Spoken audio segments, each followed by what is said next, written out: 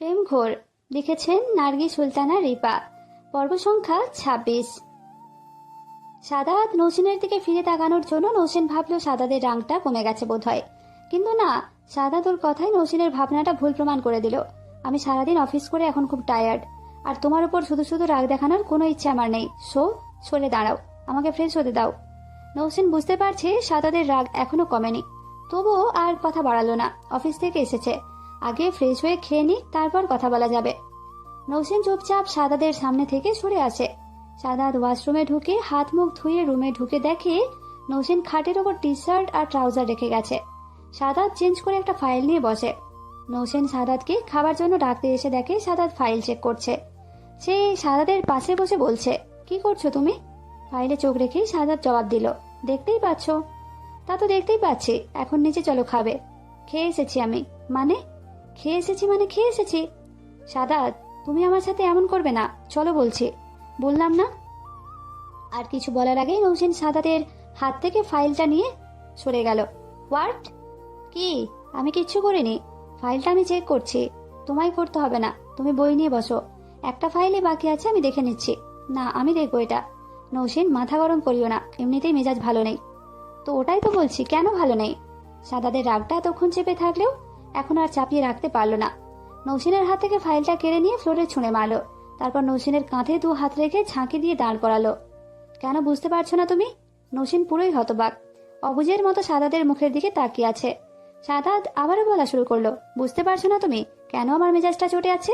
তোমার ভাইয়া তোমার হাত খরচের টাকা দিচ্ছে তোমাকে, আর সেটা তুমি নিচ্ছ। এই দুটোর মাঝখানে আমি কোথায়? বলো, কোথায় আমি? তোমাকে হাত খরচ চালানোর মতো টাকা পয়সা দেওয়ার মতো সামর্থ্য নেই আমার? নাকি আমি জব করি বলে তোমার বাবা ভাই আমাকে তোমার খরচ চালানোর যোগ্য মনে করেন না? কোনটা নৌসিন? আমার তো এখন মনে হচ্ছে তুমিই আমার সাথে এই বিষয়টা নিয়ে খোলামেলা হতে পারছো না।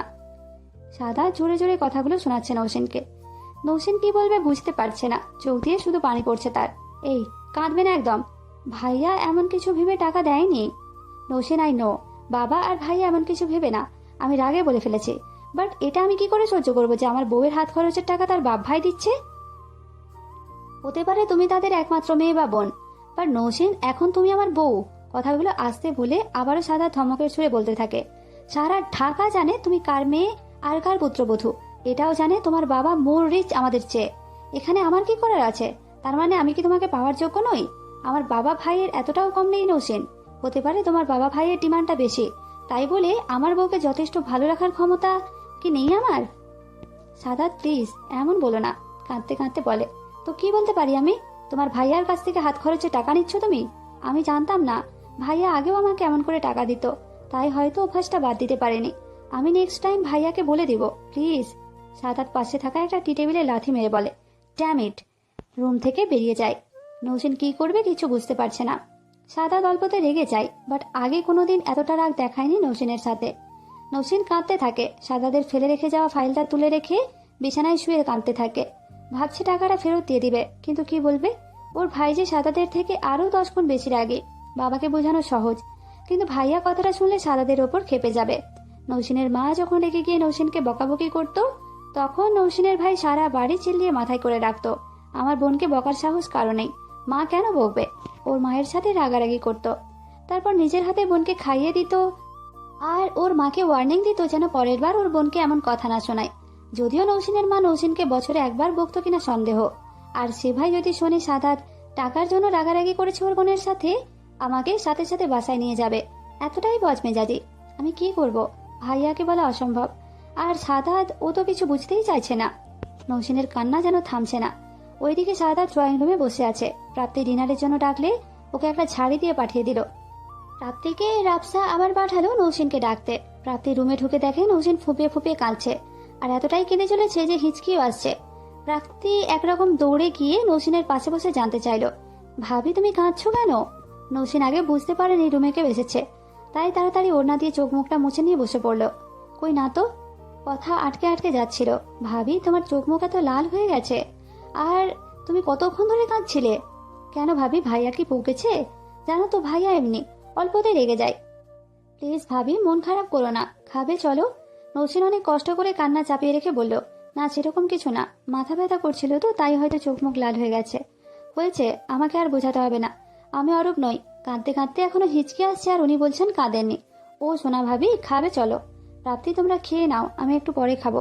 সন্ধ্যার দিকে অরূপের সাথে অনেকটা নুডলস খেয়েছি, খিদে নেই বিশ্বাস করো। ভাবি, নুডলস তো অরূপও খেয়েছে আর ও এখন ভাত খাচ্ছে। আর তুমি? প্রাপ্তি প্লিজ বোন, আমি একটু পরে খাবো, তুমি খেয়ে নাও গিয়ে। প্রাপ্তি মন খারাপ করে বলে ওকে।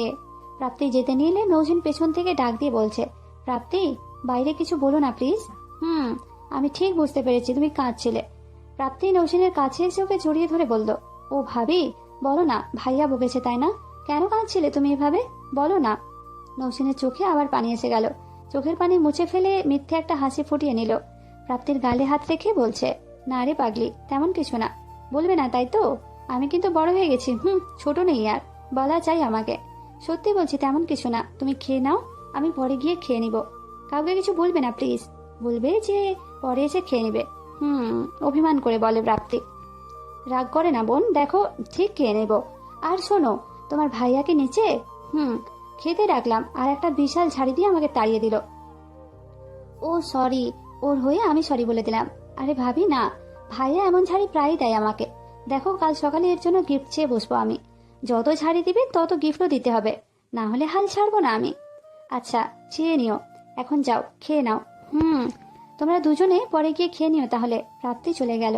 নিচে সাদাত প্রাপ্তিকে দেখে নৌসিনের কথা জানতে চাইলে প্রাপ্তি অনেকটা রাগী মোড় দিয়েই বলে, এত রাগ কেন তোমার? নতুন বউকে মানুষ বকে নাকি? কিভাবে কান্না করছে ভাবি, চোখ মুখ সব ভুলে গেছে একদম। বললো পরে খাবে। আমি জানি নিশ্চয়ই তুমি ভাবিকে কিছু বলেছো, না হলে ভাবি এমন কখনো করতো না। চুপ, বকবক থামিয়ে ভাবিকে গিয়ে বল হালিমা খালাকে দিয়ে আমাদের দুজনের খাবার উপরে পাঠাতে। আমি পারবো না, সবাইকে খালি ধমক দেওয়া। তুমি বলো যাও। প্রাপ্তির সাদাতের মুখের অবস্থা দেখে ভয় পেয়ে যায়, তাড়াতাড়ি খাওয়ার জন্য চলে গেল। না হলে একলা পেলে সাদাত আবার চট্টর না মেরে বসে। সাদাত এসে ওর ভাবিকে ওদের খাবারটা উপরে পাঠিয়ে দিতে বলে।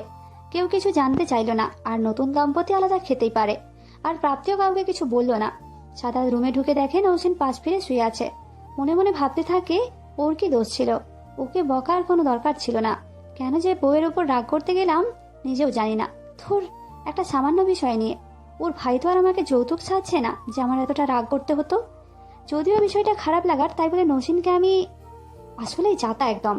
সাদাত নৌসিনের কাছে গিয়ে নৌসিনকে বলছে, ওঠো ওঠো বলছি। কি হলো, উঠতে বললাম না? আমার ঘুম পেয়েছে। ভালো কথা, খেয়ে ঘুমাবে, খিদে নেই আমার। এবার থাপ্পড় না খেতে চাইলে ঝটপট উঠে খেয়ে নাও। নৌসিন কোনো কথা বলছে না দেখে সাদাত নৌসিনকে ধরে বসিয়ে ওর মুখের দিকে অবাক দৃষ্টিতে তাকিয়ে রইল। দুগালে হাত রেখে বলল, এই মেয়ে কি করেছো তুমি? আল্লাহ, এভাবে কান্না করে কেউ? চোখ মুখ ফুলিয়ে ফেলেছো একদম। নৌসিন সাদাতকে সামনে পেয়ে আবারও কান্না শুরু করে দেয়। এতক্ষণ যেটা আটকে ছিল সেটা আবারও বাঁধ মারল না। দেখি দেখি, চুপ একদম, একদম না। নিজের বুকে চেপে ধরলো। সরি, আর বকবো না, প্লিজ কেঁদো না, সহ্য হয় না প্লিজ। বললাম তো আর হবে না এমন, সরি। সাদাদের মুখের শব্দটা নৌসিন জাস্ট নিতে পারে না। সাদাদের বুক থেকে মুখ তুলে কান্না জড়িত কণ্ঠে একটা ধমক দিল, কিসের সরি? সরি কি জিনিস বলেছি আমি বলতে? ওকে আর বলবো না। টাকার জন্যই তো এত রাগ। কালকে ওই টাকা আমি রাস্তায় ফেলে দিব, যার লাগবে সে নিয়ে নিবে। মসজিদেও দিব না এই রাগের টাকা। না না, রাস্তায় ফেলতে হবে না, ঘরেই থাক, তোমার যেমন ইচ্ছা তেমন খরচ করো। বাট প্লিজ নৌসিন, এরপর আর না। আমি জানি ওরা তোমাকে কতটা ভালোবাসে, কিন্তু আমিও যে অনেকটা ভালোবাসি। আমার এই ছোট্ট জান পাখিটার ছোট্ট ছোট্ট জিনিস দেওয়ার মতো রহমত আমি উপরওয়ালা দিয়েছেন। তুমি ওদের টাকা নিবে, বাট সেটা খরচের জন্য না, আলাদা গিফট হিসাবে। আমার বাচ্চার মামা আর নানুকে বলো এখন কিছু লাগবে না। আমার যখন 10-12টা বেবি আসবে ওদের দিতে, দেখবো তখন কত গিফট দিতে পারে। ওকে? বাচ্চার কথা শুনেই নৌসিনের কান্না উধাও। এক মুহূর্তে মুখে হাসি ফুটে উঠল। সবকিছু ভুলে গেল, নিমেষেই মনে হলো কিচ্ছু হয়নি। অথচ একটু আগেও মনে ঝড় বয়ে যাচ্ছিল। নৌসিন খুব এক্সাইটেড হয়ে সাদাতের আরো কাছে এসে বলল, এই সত্যি আমরা 10টা বেবি নিব? সাদাত মনে মনে ভাবে যে নিজেই একটা বাচ্চার মতো দেখতে, সে নিবে বাচ্চা, তাও আবার একটা না 10টা। নেওয়া যেতে পারে যদি বাচ্চার মা ততটা সহ্য করতে পারে। বাট বাচ্চাদের মাই তো বাচ্চাদের অপুষ্টিতে মেরে দেবে। এই না না, আমার বেবিদের খুব খাওয়াবো আমি। 6 মাস বয়স হলে বিফ খাওয়ানো শিখাবো, সব খাবে ওরা। দেখো কি, 6 মাস বয়সে বিফ? জাস্ট বললাম, মানে সব খাওয়া শিখাবো ওদের। প্লিজ বেবি নিব। উফ, বেবি পাক দিয়ে আমার আগে না পেটে থাকাকালীন ওদের ঠিক মতো খাওয়াতে হবে, আর তার জন্য তো তোমাকে খেতে হবে। আর তুমি এখনই খাও, পরে দেখা যাবে। খাবো খাবো, চলো।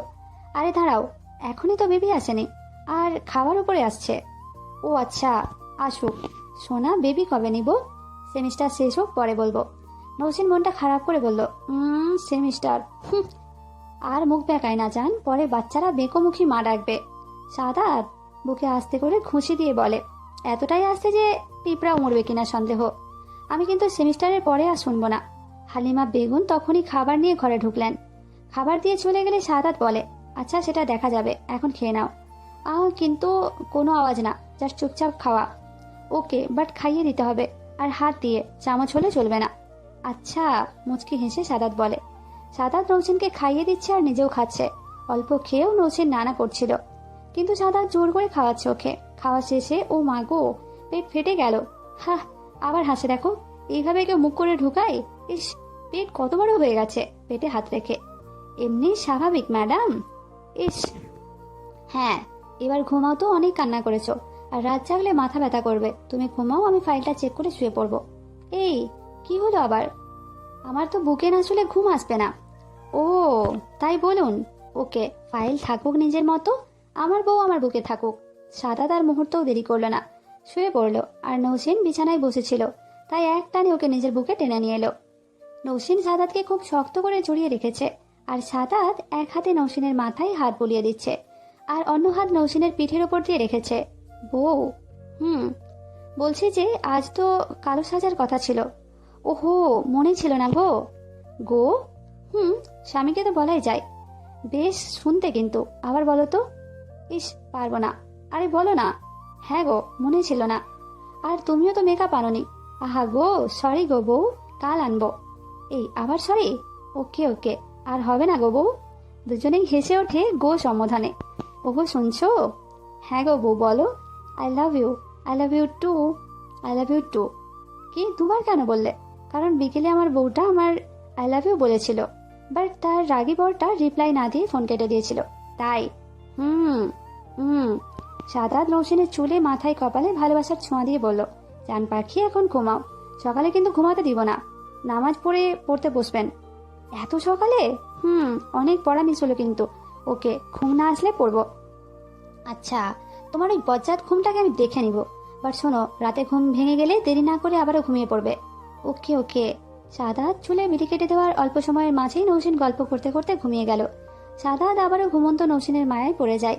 কপালে ভালোবাসার পরশ দিয়ে আঁকড়ে ধরে নেয় নিজের সঙ্গিনীকে। পরম সুখে সাদাত মুহূর্তেই ঘুমের দেশে তলিয়ে যায়। রোজকার মতোই একটা নতুন সূর্য উদিত হয়। সাদাত আর নৌসিনের এই দিনটাও নামাজ দিয়েই শুরু হয়। সাদাত মসজিদ থেকে নামাজ পড়ে এসেছে, এসে দেখে নৌসিন ঘুমাচ্ছে। আজ আর কোনো টাকা ডাকি না, স্টাডি রুম থেকে কিছু নোট আর ম্যানেজমেন্টের কিছু বই নিয়েছে, বিছানায় রেখে এক টানে নৌসিনকে শোয়া থেকে বসিয়ে দিল। নৌসিন বেশ ভালো ঘুম দিয়েছিল, তাই হঠাৎ এভাবে টেনে তোলায় ভয় পেয়ে যায়। বোধহয় চোখ থেকে পানি বের হয়ে যাবে এক্ষুনি। সাদাতের মুখের দিকে বাচ্চার মতো ঠোঁট উল্টে তাকিয়ে আছে। সরি সোনা, এভাবে তোলার জন্য। ডাকলে ঘুম ভাঙতো, বাট বই নিয়ে বসলে তো আবার আসতো, তাই এভাবে তুললাম, যাতে ঘুম ভয় পায়। সরো তো। এই প্লিজ প্লিজ, চান পাখি, সকালবেলা রাগ করে না। আমি সরি না, এভাবে তুলে কেউ? সরি তো। ইস, সকাল সকাল সরি শুরু করেছে, অসহ্য। ওকে ওকে, আর বলবো না। না। কপালে চুমু এঁকে নৌসিনকে বুকে জড়িয়ে নিল সাদাত। পড়ার জন্যই ডেকেছি তো, কাল সারা রাত ঘুমিয়েছি তো। এখন পড়বে, সামনে ফাইনাল শোনা। আমি চাই না বিয়ে করার পর তোমার সাবেক পজিশনটা খারাপ হয়ে যাক। শো, এখন ওঠো, চোখে মুখে পানি দিয়ে পড়তে বসো। ওকে। এই তো আমার কিউটি গো। নৌসিন মিষ্টি একটা হাসি দিয়ে ওয়াশরুমে চলে যায়। ফ্রেশ হয়ে বের হয়ে সাদাতকে রুমের কোথাও দেখতে পেল না। নৌসিন একটু ক্রিম ট্রিম লাগিয়ে চুলটা বিনুনি করে নিল, কারণ সাদাত ওকে খোলা চুল আর বিনুনিতেই বেশি পছন্দ করে। বিশেষ করে সাদাত চাই নৌসিন বাসায় এক সাইডে বিনুনি করে রাখুক সব সময়। এটা ওর থ্রি পিসের সাথে বেশ চাই। নৌসিন টেবিলে বসতে চেয়েও বসলো না, বিছানায় বই মেলে নিয়ে বসে। সামনে রাখা নোটসগুলো দেখে মুচকি একটা হাসি দেয়। অবশ্যই হাসির এই কারণটাও আছে, আর সেটা হচ্ছে নৌসিনের বেশিরভাগ নোটসই সাদাদের নোটস। নৌসিন ভার্সিটিতে ভর্তির পরই সাদাদের সাথে রিলেশন, আর আপনারা তো সবাই জানেন সাদাত তখনই এমবিএতে ছিল। ওর সব নোটস তো নৌসিনকে দিত, আর এতে ভার্সিটি লাইফে নৌসিনের এইটুকু খাটনি তো কম হতো। নৌসিন পড়ছে। কিছু সময় পড়ার পর সাদাত একটা মগ নিয়ে ঘরে ঢুকে নৌসিনের পাশে বসে। নৌসিন এতক্ষণে সাদাতকে খেয়াল করলো। ও, তুমি কি এত সকালে? কে তোমায় কফি করে দিল? কেন, সবসময় কারো করে দিতে হবে এমন কোনো কথা আছে নাকি? মানে তুমি করেছো? ইয়েস মিসেস, এখন এটা খাও, ঘুম কম হবে, কজ তোমার প্রিয় ব্ল্যাক কফি, তাই না? ইয়া, তুমি আমার জন্য ব্ল্যাক কফি করছো তো? না সেটা না, মানে তুমি খাবে না, আর এতটা তো আমিও খেতে পারবো না। মিসেস সাদাত, মিস্টার সাদাত ভালো করে জানে ওনার মিসেস কতটা খায়। আর আপনি আমাকে একটা আশা দিয়ে রেখেছিলেন, মনে আছে? কি? হুম, গেস করো। 4টা বছর ওয়েডিংয়ে ছিলাম। কি হলো, মনে পড়ছে না? হ্যাঁ হ্যাঁ, মনে পড়ছে। তুমি আমার সাথে পিক তুলতে চাইতে, আমি বলতাম বিয়ের পর, তাই তো? আরে না, এখন পিকের কথা আমার মাথায় আসেনি। তাহলে ওকে, কি আর করার, আমিই বলি। আমি যখন তোমার সাথে চা বা কফি শেয়ার করতে চাইতাম, তুমি কি বলতে? বলতে আমার হাজব্যান্ডের সাথে শেয়ার করব, জীবনে প্রথম, আর ও চাইলে সারা জীবন করব। বাট এখন তুমি আমার বিএফ, ঠিক আছো, আর আমার বিশ্বাস আছে আল্লাহর ওপর। উনি তোমাকেই আমার জীবনে প্রথম ভালো লাগার পুরুষ করে পাঠিয়েছেন, আর এই ভালো লাগা থেকে ভালোবাসাটা তিনিই করেছেন। তো আমি এটাও বিশ্বাস করি আমার জন্য শুধু তুমি, তুমি আর তুমি। সো যেদিন বর হবে সেদিন পর্যন্ত ওয়েট করো। সাদাত কথাগুলো শুনে নৌসিন হেসে ফেলেছে। আচ্ছা, তো এখন বর হয়ে গেছো, খাওয়া তো যেতে পারে, আমিও ওয়েটিংয়ে ছিলাম। সাদাত একটা টেডি স্মাইল দিয়ে কফির মগটা নৌসিনের দিকে এগিয়ে দিল। এ মা, সে কি? তো আগে তুমি খাও। না ম্যাম, আগে আপনি চুমুক দিন, তাতে যদি আমার এই বাজে কফিটার একটু মিষ্টতা বাড়ে। থুর, তুমি না। Hurry up. নৌসিন আর কথা না বাড়িয়ে কফির মগে ছোট্ট একটা চুমুক দেয়। এরপর সাদাত, বাহ, পৃথিবীর সেরা কফি এটা, থ্যাঙ্কস ফর মেড ইট। বারে, আমি কোথায় করলাম, তুমি তো করলে। আমি তো জাস্ট করেছি, এবার এটার টেস্ট তো তুমি দিয়েছো সোনা, তোমার ঠোঁটের মধুতে। থ্যাত ম্যাম, আর লজ্জা পাস না রে, নাহলে সকাল সকাল তোর পড়াটা নষ্ট হবে কিন্তু, আর আমি সেটা চাইছি না। ইস, এবার কফিটা শেষ করে স্টাডি, ওকে? নৌসিন সাদাতকে একটা চোখ মেরে বলল, ওকে। দুজনে কফিটা শেষ করে। নৌসিন পড়ছে আর সাদাত ওর পাশে বসে ল্যাপটপে কাজ করছে। সকাল 7টা 15 বাজে এমন সময় আচমকা নৌসিন সাদাতের কোলে মাথা রাখে। কি, স্টাডি চালু করো? ওহ সাদাত, শুধু স্টাডি আর স্টাডি তোমার, একটু কোলে মাথা রাখি না, 1 ঘন্টার উপরে পড়লাম, এত সকালে যা জীবনেও পড়িনি। আচ্ছা আমার মহারানী, আপনি কি আর পড়তে চাইছেন না? নৌসিন একটা লম্বা হামানি দিয়ে সাদাতের কোমর জড়িয়ে ধরে বলল, ঘুম পাচ্ছে, ঘুমাবো। সাদাত ল্যাপটপ অফ করে নৌসিনকে আঁকড়ে নিয়ে বলছে, ম্যাডাম, সকাল 10টা পর্যন্ত ঘুমের অভ্যাসটা বিদায় করতে হবে তো নাকি? আজকে একটু করলাম, কালকে একটু, তো এমনি করেই একটু একটু।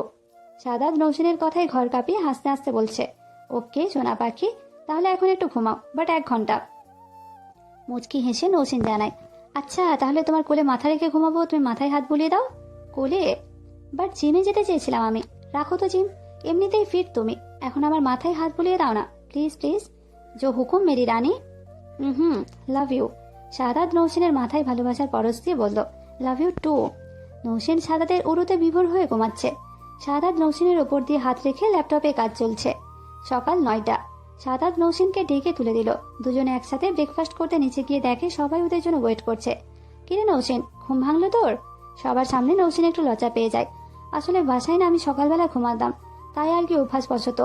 বাট আমি আজ সকালে নামাজ পড়ে প্রায় 1 ঘন্টার মতো পড়েছি, মানে আস্তে আস্তে ট্রাই করছি আর কি। মাথা নিচু করে, বৌমা তুমি এত জড়তা নিয়ে কথা কেন বলছো? আমরা কি কেউ কিছু বলেছি তোমাকে? তাছাড়া আমরা সবাই জানি তুমি বাসায় রাত জেগে পড়তে আর সকালবেলা ঘুমাতে, এখানে এসে তাই করবে, এত ফর্মাল হওয়ার কিছু নেই, প্রাপ্তির মা বলল। নৌসিনের বুকের ভেতর দিয়ে যেন একটা শীতল হাওয়া বয়ে গেল। কেনই বা হবে না এমনটা? চাচি শাশুড়ির মুখে এমন কথা শোনা ভাগ্য না থাকলে শোনা যায় না। আসলেই বলতে হবে নৌসিন ভাগ্যবতী বটে। আচ্ছা বাদ দাও, এখন সবাই খাওয়া শুরু করো। আর নৌসিন, তুমি আজ পরোটা খাবে, আলুর পরোটা। কোনো কথা শুনবো না আমি, সাদাদের মা বলে।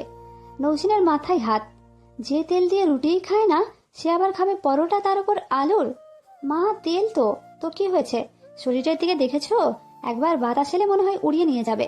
একটু চর্বি জাতীয় খাবার খাওয়া দরকার তো রোজ। শুধু শর্করাতে কিছু হয় না, তার পাশাপাশি ভিটামিন, চর্বি, আমিষ এগুলোও খাওয়া দরকার তো। বাবা জেঠিমা, তুমি তো ডক্টর হয়ে গেছো, প্রাপ্তি বলে। শোন, এগুলোর জন্য ডক্টর হতে হয় না, সব শিক্ষিত মানুষই জানে। এখন চুপচাপ খা তোরা, আর রেডি হয়ে কলেজ যা। ওকে ডিয়ার, প্রাপ্তি বলে। রাফসামা, নৌসিনকে 2টো পরোটা দাও তো, সাদাদের মা বলে। মা, কাঁদো কাঁদো গলায় নৌসিন ডাকে। চুপ একদম, আলুর পরোটা আর তোমার জন্য বেগুন ভাজা করা হয়েছে। তুমি তো এই সবজি তরকারি খাবে না, এতে পেঁপে আছে, তাই তোমার জন্য বেগুন ভাজা করেছি আমি, খাও এখন। ওয়াও, বেগুন ভাজা, I just like it, love you মা। নৌসিনের এক্সাইটমেন্ট দেখে সবাই হাসতে শুরু করে। অবশ্য একজন জ্বলতেও থাকে। সবাই একসাথে খাচ্ছে। আজকের এই পর্বটা কেমন লাগলো অবশ্যই আমাকে কমেন্টে জানাবেন। ভালো লাগলে লাইক, কমেন্ট আর চ্যানেলটাকে সাবস্ক্রাইব করবেন।